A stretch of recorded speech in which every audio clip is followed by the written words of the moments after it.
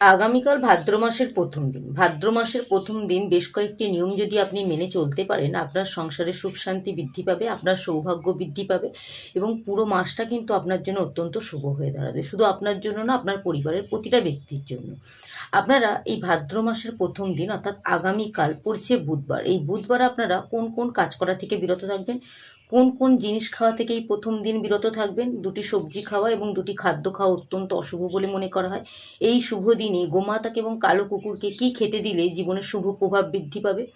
এই দিন বাড়িতে ভুল করেও কোন জিনিস কিনে আনবেন না এবং বেশ কয়েকটি জিনিস এই দিন দান করা অত্যন্ত অশুভ বলে মনে করা হয়।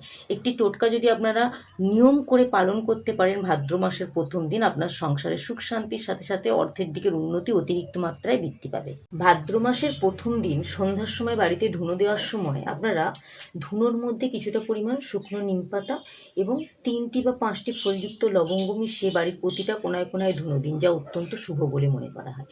ভাদ্র মাসের প্রথম দিন আপনারা যে কাজ করবেন না, নতুন ব্যবসা শুরু করবেন না, কোনো জায়গায় অর্থ অতিরিক্ত মাত্রায় বিনিয়োগ করবেন না, বাড়ি কেনা বা যে কোনো জায়গা কেনা থেকে এই দিনটা বিরত থাকুন।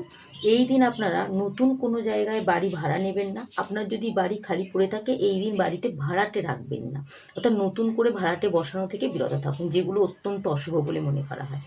এই শুভ দিনে আপনাদেরকে যদি কেউ চাল ধান দিয়ে থাকে, সেই চাল বা ধান দিয়ে রান্না করা থেকে বিরত থাকুন। এই দিন বাড়ি থেকে আপনারা চাল বা ধান কাউকে দান করবেন না, যা অত্যন্ত অশুভ বলে মনে করা হয়।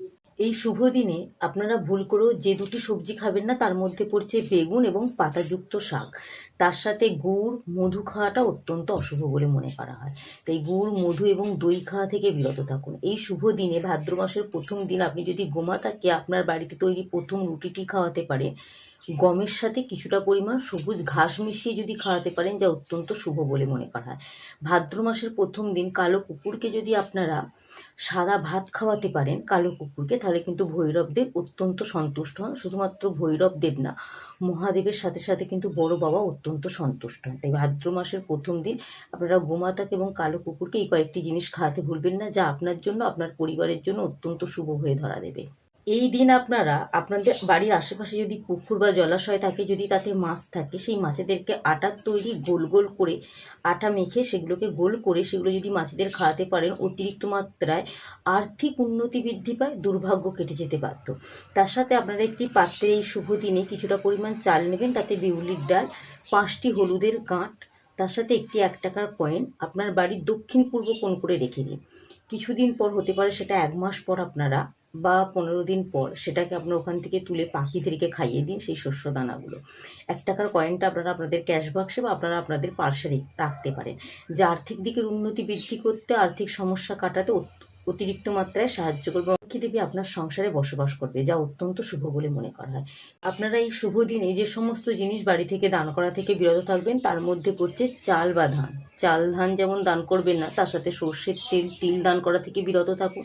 লোহা বা লোহার তৈরি যে কোনো জিনিস দান করা থেকে বিরত থাকুন, যা আপনার সংসারে অতিরিক্ত মাত্রায় অর্থকে নষ্ট করতে পারে। তাই কয়েকটি জিনিস দান করবেন না।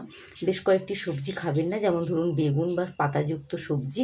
তার সাথে গুড় মধু এবং দই খাওয়া থেকে বিরত থাকুন। একটি জিনিসের সাথে সাথে যদি আপনারা কমেন্ট বক্সে 6 সংখ্যাটি 3 বার লিখে যেতে পারেন, মা লক্ষ্মী দেবীর আশীর্বাদ কিন্তু আপনিও লাভ করতে পারবেন।